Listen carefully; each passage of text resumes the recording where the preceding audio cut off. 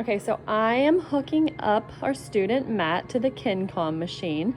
It is an Isokinetic machine. So basically what we do, you can do concentric, eccentric, isometric on here.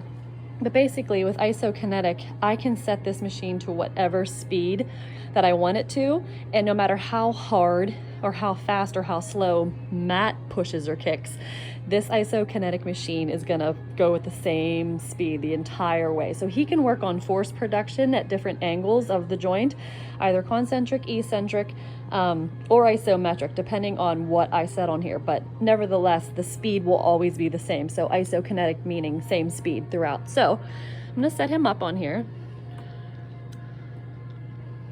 We're gonna do passive. So basically passive, that machine is gonna move his leg for him. However, he can exert whatever type of force that he wants. So we're gonna set the start angle all the way out in knee extension.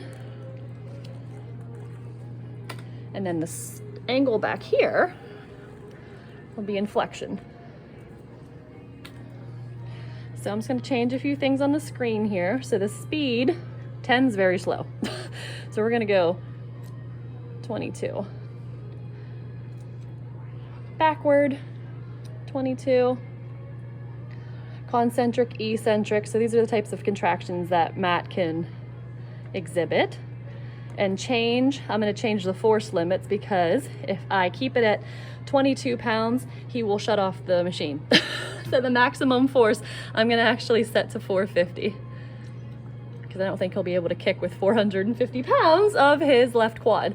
So basically on the screen here, you can see that it's a flat bar, reps and sets up here, and speed up and down. So you can see his force over here. He has just resting here 2 pounds of force. And so I'm gonna hit start and the machine's gonna move.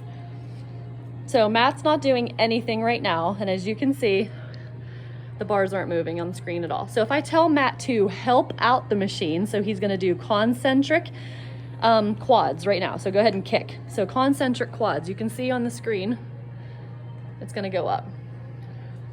So hard as you can. Kick, hard as you can. Oh, I saw 103. That was actually pretty good. That's actually pretty good. Now I want you to fight it. So on the way down, I want you to kick. Kick, kick, kick, kick, kick. So he's doing an eccentric quad right now. And oh, I saw 140 something. So you can either fight the machine, so that would be eccentric, right?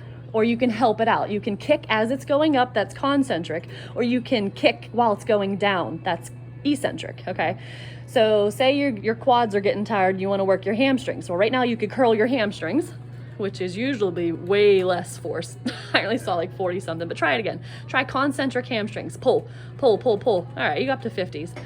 But we know the hamstrings, we have 3, right? And quads, we have 4. So you should see a higher ratio of quad strength versus hams. Now fight it. Pull back right now, pull back, pull back, pull back. Ooh, see? Higher eccentric force, that was pretty good. But no matter how hard or how fast he tries to kick that bar or to help that bar, it will never go any faster. Isokinetic, so he can exert a force eccentrically or concentrically on this one, but it's always gonna go the same speed. Now, if I set it up on isometric, then it'll stop at a certain degree. Then there's usually about 10 different degrees, and he has to do whatever force I set it to. So if I set the machine to 10 pounds of force, he has to kick with 10 pounds of force in order for it to go to the next angle. But I just set it up on concentric, eccentric for right now. And he can see how much force he's exerting. And you already did one set, 6 of 10 reps.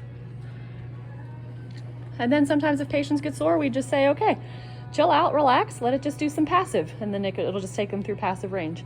Another good thing with this too, if people have trouble with their passive range of motion, you can just set them on this and it'll take them through whatever degree or whatever range that you set it to, and it'll help bend their knee or extend their knee as well. And that's pretty much it. You can set this up for the shoulder, the ankle. There's like many, many, many, many different attachments. Many different attachments, grab bars, different things. We mostly use it for knees though, and shoulders to push and pull.